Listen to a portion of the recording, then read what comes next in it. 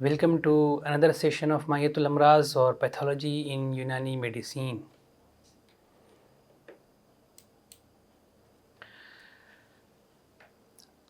امراض کے اسباب کا بیان کرنے کے بعد ہم نے کچھ اور پیتھولوجیکل کنڈیشنز جیسے درد کے اسباب کو بھی دیکھا تھا، اور ہم نے عفونت، تخمہ اور امتلا پر بھی بات کر لی ہے۔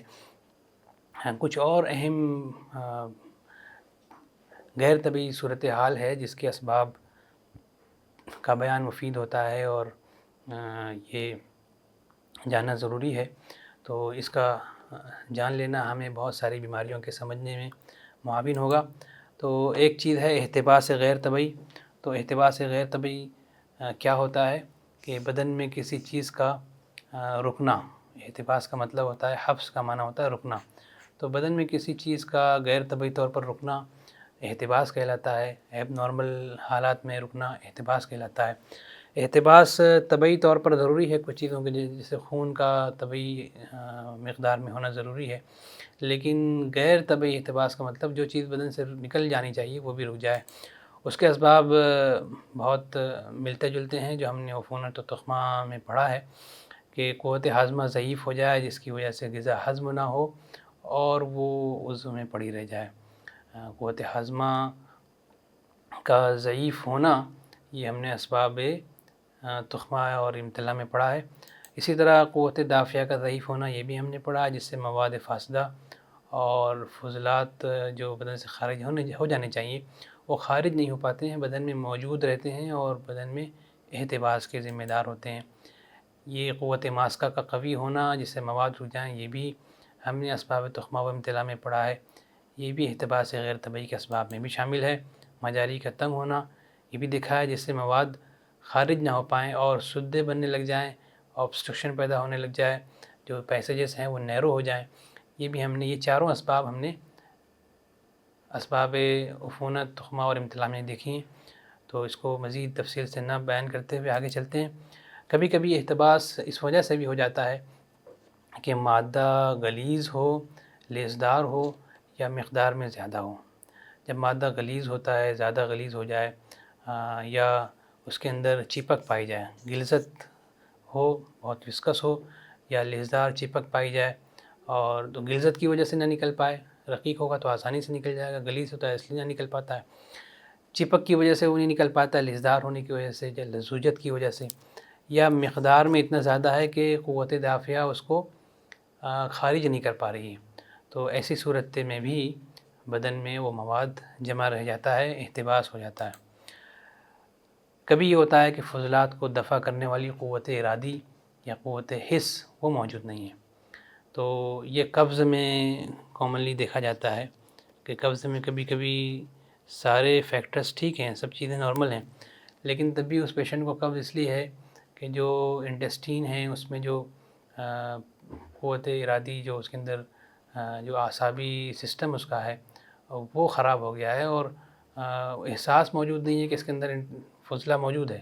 جیسے ہی احساس ہوتا ہے انٹسٹین کو کہ اس کے اندر کچھ موجود ہے، تو وہ اس کو خارج کرنے کے لیے مومنٹ شروع کرتی ہے اور نکالتی ہے۔ وہ احساس ہی ختم ہو جائے کسی نیرو ڈیمیج کی وجہ سے یا نیوروپیتھی کی وجہ سے، وہ کچھ کنڈیشنز ہیں ان کی وجہ سے، تو فضلات کو دفع کرنے والی قوت ختم ہو جاتی ہے، تو اس سے بھی احتباس غیر طبعی پیدا ہوتا ہے۔ اور کچھ وجوہات یہ ہیں کہ طبیعت کسی اور جانب متوجہ ہے، اس کی وجہ سے احتباس ہو رہا ہے۔ جیسے ہم نے دیکھا ہے کہ ہم جانتے ہیں کہ پسینہ اگر زیادہ نکل جائے تو اس سے پیشاب کا احساس نہیں ہوتا ہے۔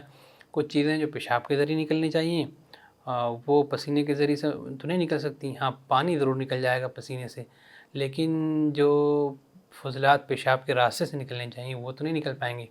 اس لیے بہت زیادہ پسینہ نکلنے کی وجہ سے کئی بار بول کا احساس نہیں ہوتا ہے، اور جو مٹیریل بول کے ذریعے نکلنا چاہیے وہ جمع ہو جاتا ہے۔ تو ان ساری چیزوں کو ہم احتباس غیر طبعی کے اسباب کے طور پر دیکھ سکتے ہیں۔ تو یہ ایک مثال ہے کہ جس کی وجہ سے یہاں پر ایکیومولیشن ہو رہا ہے، احتباس ہو رہا ہے۔ تو احتباس کو پورے بدن کے اعتبار سے بھی جاننا ضروری ہے اور عضوی اعتبار سے بھی، کہ کسی پرٹیکولر آرگن میں اگر کوئی سویلنگ ہو رہی ہے تو اس میں ہم دیکھنا چاہیے ہمیں کہ کیا مادے کی خرابی ہے، یا قوت ارادی کا کوئی ایشو ہے، یا کوئی اور قوت دافعہ ہاضمہ ماسکہ میں کوئی پرابلم ہے جس کی وجہ سے یہ تبدیلی پیدا ہو رہی ہے، یہ سوجن پیدا ہو رہی ہے.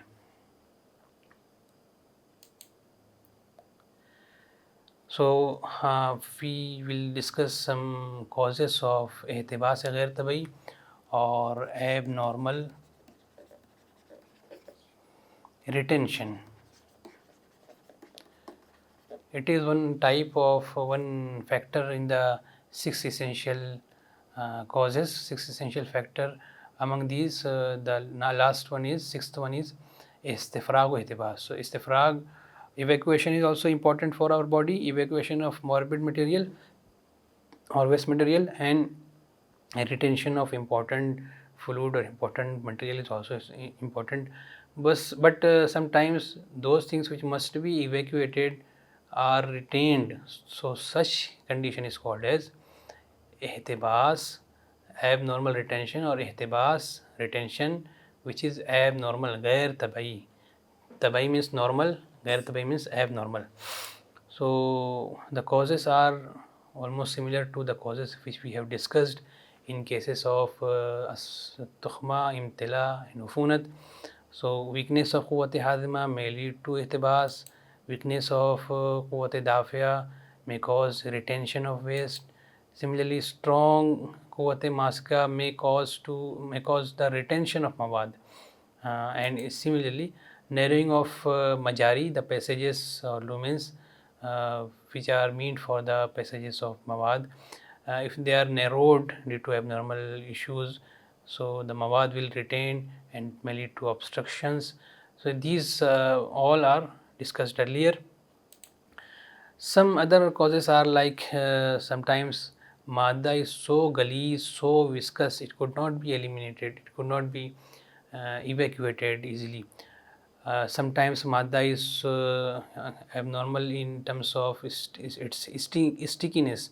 It is lasage, it is so sticky that it could not be removed easily by tabiat. Similarly, excessive quantity of mawad or material or madda may lead to incomplete evacuation or retention by quwwat dafiya. And sometimes the quwwat iradi, the sensation of evacuation or ihsas or sensation, the voluntary sense is lost. And then in that type of neurological issues, the fudlat could not be evacuated, like in case of constipation. Sometimes the plexus of intestine becomes damaged. It may lead to loss of sensation of stool in the intestine, and the peristaltic movement is not initiated. That leads to constipation. And in certain scenarios, when one kind of istifrag is going on, the other istifrag is reduced, such as excessive perspiration and sweating may lead to reduced amount of urination. But that there are certain material which must be evacuated from that particular pathway. For example, urine, the fluid can be evacuated, the fluid which is passed through urine, maybe the water may be eliminated from sweat, but the waste material which is collected by the kidney cannot be eliminated through other routes. So in such conditions, احتباس غیر طبعی may happen. This is a kind of احتباس of fluid inside the knee joint. So we must think over what may be the cause of such kind of احتباس. Either قوت دافعہ is weak or قوت ماسکہ is قوی, or any kind of health, the quality of health is abnormal. Is it lasage or is it galeez, or it is in excess quantity? So all these things may be thought and may be analyzed in clinical cases. تو استفراغ, ہم نے احتباس غیر طبعی کی بات کی کہ احتباس کبھی کبھی ہو جاتا ہے ایسی چیزوں کا جو عام طور سے نہیں رکنے چاہیے, اور استفراغ کہتے ہیں خارج ہونا. تو یہ بھی ہم نے کئی بار دیکھ لیا ہے. تو کون سی چیزیں بدن میں رکنی نہیں چاہیے، خارج ہو جانی چاہیے. اگر ان کا رکنا ہو تو وہ اعتبار سے غیر طبعی ہے، اور جو چیزیں بدن میں غیر طبعی طور پر جو رکنی چاہیے اگر وہ غیر طبعی طور پر نکل جائیں، غیر طبعی طور پر خارج ہو جائیں، تو اسے ہم کہتے ہیں استفراغ غیر طبعی. تو کون سی سچویشنز ہیں جو استفراغ غیر طبعی کی ذمہ دار ہوتی ہیں؟ اس میں پہلی چیز ہے قوت دافعہ کا قوی ہونا، کہ قوت دافعہ اتنی قوی ہے، اتنی مضبوط ہے کہ بدن کے ضروری مواد کو بھی نکال دے رہی ہے. جو چیزیں ضروری ہیں بدن میں وہ بھی نہیں رک پا رہی ہیں، قوت دافعہ اور ایکسپلسیو پاور جو ہے اسے نکال دے رہی ہے. قوت ماسکہ جو چیزوں کو روکتی ہے، قوت دافعہ کے اپوزٹ کام کرتی ہے، چیزوں کو نکلنے نہیں دیتی، وہ کمزور ہو جائے تو اس کی وجہ سے بھی جو ہے مواد بدن میں رک نہیں پاتے ہیں اور نکلتے چلے جاتے ہیں. یا پھر یہ ہو سکتا ہے کہ مادہ جو ہے وہ بہت مضر ہے، مادہ ایسا تکلیف دہ ہے کہ وہ بدن میں جو ہے رک نہیں پا رہا ہے. بدن طبیعت اس کو نکالنا چاہتی ہے. مادہ اگر مضر ہوگا تو طبیعت کا ٹارگٹ ہوتا ہے کہ جو بھی چیز تکلیف دہ ہے وہ بدن سے نکال دیں. اس کی وجہ بہت ساری ہو سکتی ہیں کہ کبھی کبھی مادہ جو ہے وہ کثرت زیادہ ہونے کی وجہ سے بوجھ پیدا کر رہا ہے، اور بوجھ ایک تکلیف ہے، اس کی وجہ سے وہ ملتی ہے. یا پھر ریح کی کثرت ہے جس کی وجہ سے تناؤ پیدا ہو رہا ہے. تو تناؤ کا پیدا ہونا بھی ایک اذیت ناک مادے کی اذیت ہوتی ہے. تو ایسی صورت میں بھی مادہ استفراغ غیر طبعی طور پر ہو رہا ہے، زیادہ نکل جا رہی ہیں چیزیں. کبھی کبھی اپنی حدت کی وجہ سے مادہ سوزش پیدا کرتا ہے، اپنی تیزی سے جلن چبھن پیدا کرتا ہے، اس کی وجہ سے مادہ مضر ہوتا ہے. ان ساری صورتوں میں طبیعت یہ چاہتی ہے کہ ایسے مادے بدن سے نکل جائیں. تو یہ سارے اسباب ہو سکتے ہیں غیر طبعی استفراغ کے. کبھی یہ ہوتا ہے کہ مادہ اتنا رقیق ہے کہ وہ رک ہی نہیں پا رہا ہے. جیسے غلیظ مادہ اگر زیادہ ہے تو وہ زیادہ رک جاتا ہے، اسی طرح رقیق مادہ ہے تو وہ آسانی سے جہاں اس کو جگہ ملی وہ بہہ کر کے نکل جاتا ہے. کبھی مجاری کشادہ ہوتے ہیں، بالکل اپوزٹ ہیں استفراغ غیر طبعی کے اسباب، احتباس غیر طبعی کے بالکل اپوزٹ ہیں. تو جب مجاری کشادہ ہوں، بہت زیادہ ہوں، تو جس سے مادہ رک نہ پائے تو ایسی صورت میں بھی مادہ نکل جاتا ہے. اور کبھی ایسے اسباب ہوتے ہیں جیسے کسی وجہ سے مجاری پھٹ جائیں، چاہے وہ اسباب خارجی ہوں یا اسباب داخلی ہوں. ہم نے تفرق اتصال کے اسباب دیکھے ہیں، ان میں سے کسی وجہ سے اگر مجاری پھٹ جائیں تو جہاں ہم نے وہاں پر بات کی تھی تفرق کے اعتبار سے کہ یہاں پر رپچر ہو رہا ہے، لیکن اب یہاں دیکھ رہے ہیں کہ رپچر ہونے کے بعد ہو کیا رہا ہے. تو غیر طبعی جو چیزیں نکل جا رہی ہیں باہر، جو خون جو ہونا چاہیے بدن میں محفوظ رہنا چاہیے وہ بدن سے نکل رہا ہے. تو یہ بھی ایک پرابلم ہے ہمارے لیے، ہیومن باڈی کے لیے.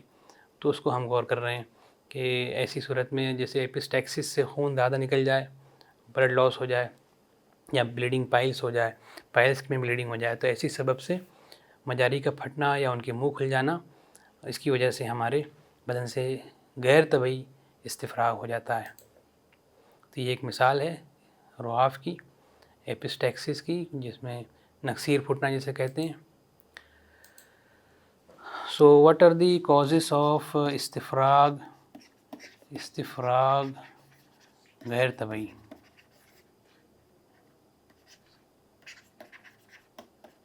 or you can call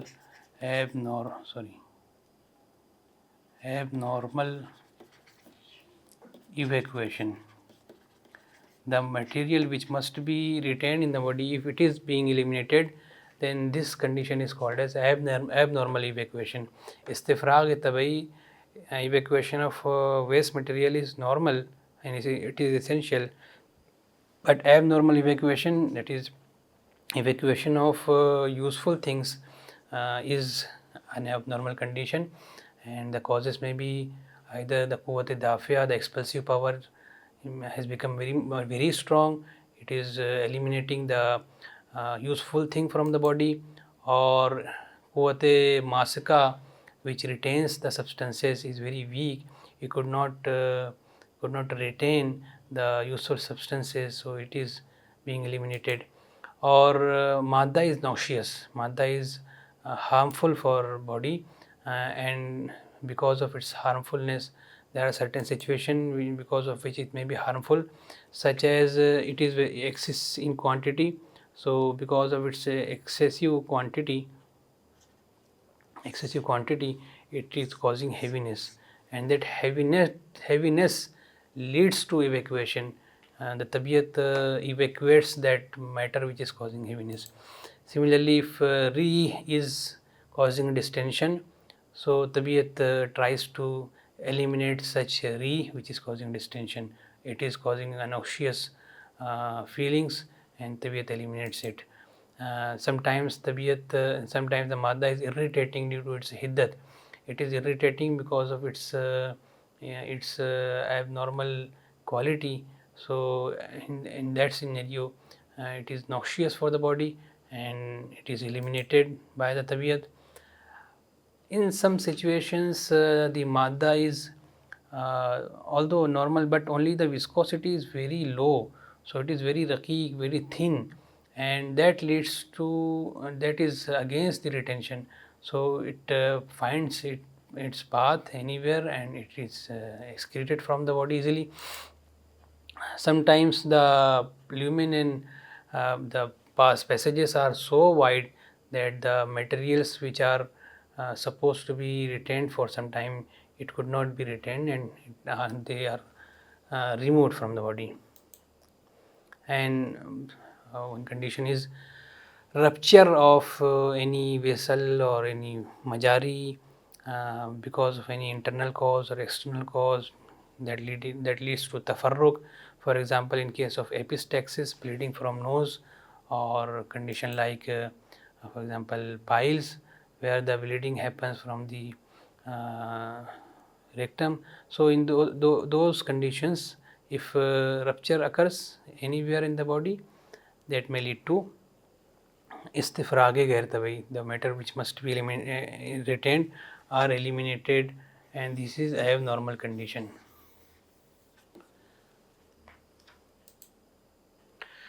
इसके बाद कुछ चीज़ें और भी अहम हैं. तिब्बी यूनानी में एक चीज़ बड़ी अच्छी है कि आज़ा में कमज़ोरी आती है और आज़ा को कवी किया जाता है, ये कॉन्सेप्ट है. जैसे हर उज़्व के अंदर एक प्रोटेक्टिव सलाहियत है, और ऐसी दवाएं और तदाबीर हैं जो आज़ा को तक़वियत देते हैं. तो उसका कॉन्सेप्ट भी तिब में बयान किया गया है. तो जो कमज़ोरी और ज़ौफ़ की बात है, ये कन्वेंशनल मेडिसिन में नहीं है, ये यूनिक फ़ीचर है तिब्बी यूनानी का. तो हम यहाँ देखेंगे कि कौन से असबाब हैं जो आज़ा के ज़ौफ़ का, आज़ा में कमज़ोरी का सबब बनते हैं. तो वो असबाब वासिला भी हो सकते हैं जो बदन से लगे हुए हैं बिल्कुल, असबाब साबिक़ा या असबाब बईदा भी हो सकते हैं जो असबाब वासिला से पहले पाए जाते हैं. और असबाब वासिला में हम देखें तो कभी कभी उनका ताल्लुक़ उज़्व से होता है. जिर्म का मतलब होता है जिस्म, तो वो असबाब जो उज़्व ख़ास उज़्व के जिस्म से मुताल्लिक़ हैं, या वो असबाब वासिला जो रूह से मुताल्लिक़ हैं, जो रूह पाई जाती है उज़्व में, या वो असबाब हैं जो क़ुव्वत से मुताल्लिक़ हैं, जो बदन में क़ुव्वतें पाई जाती हैं उनसे मुताल्लिक़ हैं. इन तीनों असबाब वासिला और असबाब साबिक़ा या बईदा पर हम बात करेंगे इन शॉर्ट. तो असबाब वासिला में एक जो जिर्म उज़्व से मुताल्लिक़ असबाब हो सकते हैं, पहले वो देखेंगे. Before after description of these types of istifrage tabai and istifrage ghair tabai, we are discussing here the causes of weakness or dhoof of organs. What are the causes of weakness of organs? So this may be asbab sabiqa, some factors which are acting before the asbab wasila. These may be asbab wasila, and this may be asbab wasila may be categorized into the organs, the asbab which are related to organ, the asbab which are related to ruh, and the asbab which are related to quwwat. So we will see one by one what are those factors. So asbab which are related to organs, asbab wasila which are related to organs are mentioned here. So جرم عضو سے متعلق جو اسباب ہیں ان میں ایک یہ ہے کہ سوء مزاج مستحکم ہو جائے. جو سوء مزاج ایسا ہوتا ہے کہ ایک تو وہ ہوتا ہے مختلف اور مستوی، وہ ہم نے بیان کیا تھا. کبھی کبھی سوء مزاج مستحکم اور غیر مستحکم بیان کیا جاتا ہے کہ سوء مزاج پوری طرح سے ڈیولپ ہو گیا ہے، پختہ ہو گیا ہے. اور کبھی کبھی سوء مزاج پوری طرح ڈیولپ نہیں ہوا ہے، غیر مستحکم ہے. تو مستحکم ہوتا ہے تو وہ آسانی سے ٹھیک ہو جاتا ہے. غیر مستحکم ہے، اگر پوری طرح ڈیولپ نہیں ہوا ہے تو آسانی سے ٹھیک کرنا ممکن ہوتا ہے. اگر مستحکم ہو گیا ہے، سوء مزاج پوری طرح سرایت کر گیا ہے تو اس سے قوتیں کمزور ہو جاتی ہیں. میں نے کہا تھا کہ جیسے درد سے قوتیں تحلیل ہوتی ہیں، سوء مزاج بھی قوتوں کو تحلیل کرتا ہے. تو سوء مزاج مستحکم میں سوء مزاج بارد خاص طور سے ذوف پیدا کرتا ہے. حرارت سے اتنا ذوف نہیں ہوتا، لیکن سوء مزاج بارد سے ذوف پیدا ہوتا ہے. اور کبھی کبھی سوء مزاج حار بھی روح کے مزاج کو فاسد کر کے عضو کو ضعیف کر دیتا ہے. سوء مزاج بارد کامن ہے نا، اس کامن، بٹ سوء مزاج حار از آلسو رسپانسیبل فار فساد آف روح. اٹ کازز فساد آف روح کے مزاج کو فاسد کرتا ہے، پھر عضو کو ضعیف کرتا ہے. جیسے زیادہ دیر تک حمام کرنے سے غشی عارض ہو جاتی ہے. زیادہ دیر تک کوئی حمام کرے گا تو اس سے روح پر اثر پڑتا ہے، روح خراب ہوتی ہے اور زیادہ گرمی پیدا ہو جاتی ہے اور اس سے غشی عارض ہو جاتی ہے. So the factors which are related to organs, one is سوء مزاج مستحکم. سوء مزاج مستحکم is that سوء مزاج which is completely dominated on that particular organ and it is difficult to treat. That leads to weakness of different powers. So one thing is سوء مزاج بارد، سوء مزاج بارد which is essentially important for causing ذوف and it is common. But sometimes سوء مزاج حار it may leads to ذوف via disturbing the مزاج of روح and then causing ذوف or weakness of any organ. For example, if a person is continuously doing hammam for a long time, it may lead to disturbance in the function of ruh and mizaj of ruh. That may lead to gashi because of weakness. سوء مزاج یابس بھی ہو جاتا ہے کبھی کبھی، جو عضو میں کثافت پیدا کر کے، کثافت یعنی سکیڑ پیدا کر کے قوتوں کو اس کے اندر آنے نہیں دیتا، قوتوں کو نفوذ کرنے سے روک دے گا، جس سے ویکنس پیدا ہو جائے گی، ضعف پیدا ہو جائے گا. سو سم ٹائمز سوء مزاج یابس causes کثافت، and کثافت is a term, a concept where the organ becomes constricted, the constriction happens and that constriction, that type of constriction leads to obstruction in the passages and obstruction in the root of quwwat. So quwwat could not come there via ruh. That leads to weakness and ضعف of organ.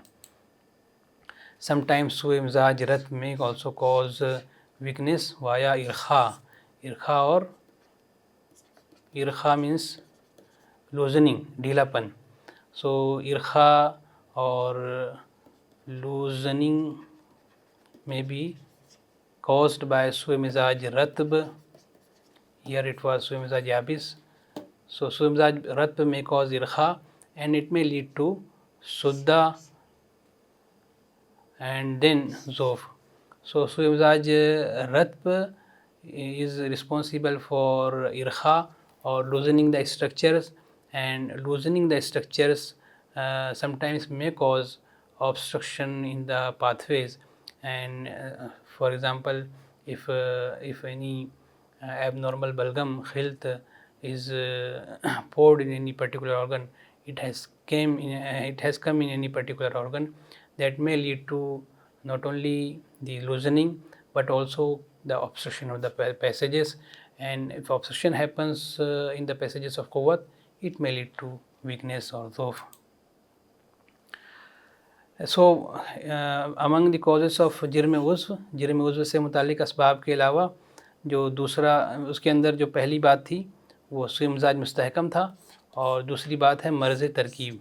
تو کبھی کبھی سوء مزاج کی خرابی کے یہ اسباب ہو سکتے ہیں بارد، حار، رطب و یابس. اور کبھی کبھی ترکیب کی خرابی ہو سکتی ہے. تو ترکیب کی خرابی جو ہوتی ہے اس میں کیا ہوتا ہے کہ عضو کے ریشوں میں کمزوری آ جاتی ہے، عضو کے ریشے کمزور ہو جائیں، تحلل ہو جائے، جس کی وجہ سے ان کے اندر جو ساری قوتیں ہیں جو ان عضلات کے حرکت اچھی طرح حرکت کرنے سے کام کرتی ہیں، وہ ریشے ہی کام نہ کریں، ان کا سپورٹ ہی نہ کریں، تو وہ قوتیں ہی اس کے اندر انجام نہ دے پائیں ریشے کی کمزوری کی وجہ سے. So sometimes the structural problem happens. The fibers which are responsible for movement of قوت دافعہ، قوت ماسکہ، those fibers are so weak, so much they are loose and inelastic that they could not support the قوت, and that may lead to weakness. sometimes عضو میں موجود روح سے متعلق جو اسباب ہیں، کبھی کبھی روح کی خرابی ہوتی ہے، روح کا مزاج خراب ہو جاتا ہے، روح کی تحلیل ہو جاتی ہے، روح میں استفراغ زیادہ ہونے سے روح تحلیل ہو سکتی ہے، کبھی انفعالات نفسانیہ کی کثرت میں نے بتایا کہ اس سے تحلیل ہو سکتی ہے. یہ وجوہات ہیں جس سے روح کے متعلق کمزوری آتی ہے. سم ٹائمس مزاج آف روح سوء مزاج روح happens and that may lead to weakness. And sometimes تحلیل of روح happens, so that may also lead to weakness, because روح is required essentially for the function of قوت, and if روح is not there, قوت could not work. The تحلیل of روح may be because of استفراغ, excessive evacuation of for example blood from the body may lead to reduced ruh, or it may be because of excessive movement of emotional activities may lead to تحلیل of ruh. And there are causes. قوتوں سے متعلق اسباب ہیں جو جیسے افعال بہت زیادہ کیے جائیں، بار بار کوئی کام کیا جائے، کثرت سے کوئی کام کیا جائے تو قوتیں تحلیل ہو جاتی ہیں. So the factors such as excessive actions may also be responsible for weakness. And there are some other causes, اسباب سابقہ وعیدہ جو دوسرے اسباب کی وجہ سے ضعف پیدا کرتے ہیں، جیسے سوء مزاج کے ذریعے سے ہو سکتا ہے کہ کچھ دوسرے کازز ہیں جو دور کے ہیں، جیسے ہوا پانی کی خرابی، بدبو، گندا پانی کا ہونا، اور استفراغ زیادہ ہونے کی وجہ سے، یا دوسرے اسہال سے زیادہ کثرت سے پسینہ نکلنے سے، زیادہ ریاضت کرنے سے، زیادہ جو ہے وہ درد کی وجہ سے بھی روح تحلیل ہو جاتی ہے اس کی وجہ سے. تو یہ کچھ اسباب ہیں. So there are certain اسباب سابقہ. So what are those اسباب سابقہ? For example, because of abnormal air or water is abnormal, that may lead to سوء مزاج, and then سوء مزاج may lead to ضعف, and there may be toxins or poisoning may lead to سوء مزاج, and that condition may lead to weakness of power. Similarly, excess evacuation, which we have seen earlier, all those factors, excess evacuation either due to hemorrhage, or either due to loose motion, or either due to tapping of excess accumulated fluid from the body, like in ascites, that also responsible for ضعف اعضاء or weakness of اعضاء.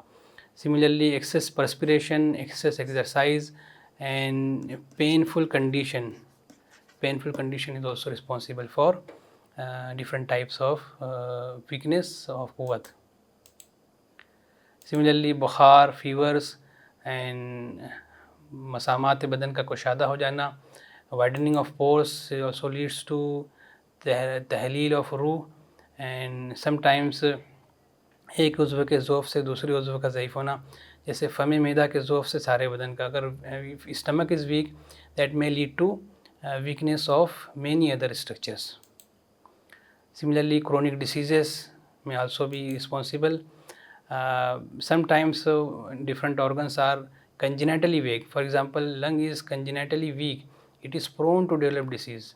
Fluids are falling on the stomach, on the lungs, and that may lead to diseases. Similarly, brain is congenitally weak. It is kept above to avoid the injuries and to avoid the fall of substances on the that particular part on the brain, so it may not be affected commonly. So these are certain essential factors which are discussed for the as a causes of weakness of quwwat or causes of ضعف, or you can write it as a ضعف. Okay, so in this way we have concluded the concept of علم الاسباب.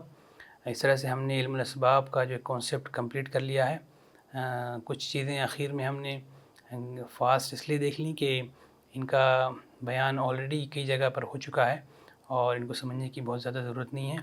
سو we have seen rapidly in the last because all the concepts are already discussed in many places, so they are not needed to be discussed in detail. So in this way we have done for ilm al asbab.